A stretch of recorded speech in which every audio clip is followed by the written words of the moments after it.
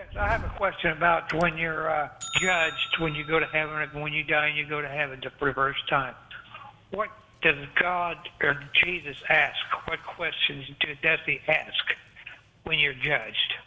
Okay, what questions are we going to be asked when we're judged? This is a test we do not want to fail. Pastor Dave. That's a great question. I will say this.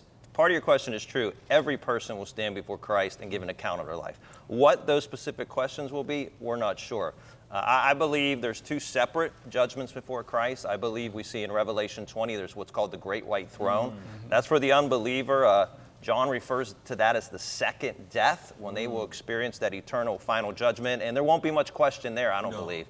That's going to be the final sentencing for their eternity. I do see in Scripture, in 2 Corinthians 5, Romans 14, where Paul talks about, as believers, we will stand before also a judgment seat of Christ. 2 Corinthians 5, 9 through 10.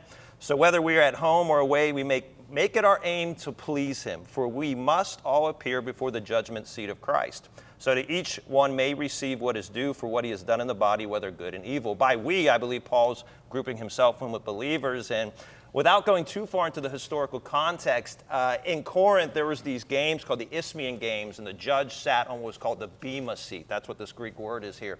So I believe this is more a judgment of reward and a judgment of analyzing a believer's faithfulness in this life. I don't think their eternal security is at question, but even as Christians, we will give an account before Christ of our faithfulness before him. That's right. And that's the one that we have to aim to please him, knowing that's coming. Is that where the bema word came from, huh? Yeah. Okay.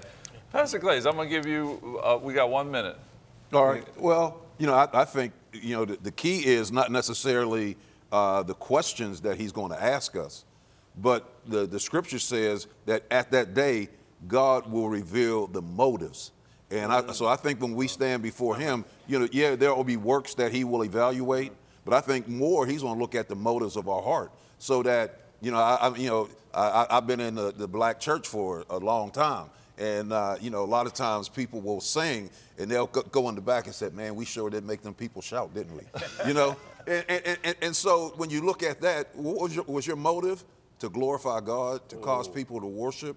Or was it to make people shout? Yeah. And so, God is going to judge the intents of the heart. The intents of the heart. That is great. A great discussion here. There's so much more. We could go on for another hour easy, but we'll draw it to a close here. And we'd like to end the program with a scripture. And today we go to the Psalms, where it says, deal bountifully with your servant, that I may live and keep your word. Open my eyes, that I may behold wonderful things from your law. That's Psalm 119, 17 and 18.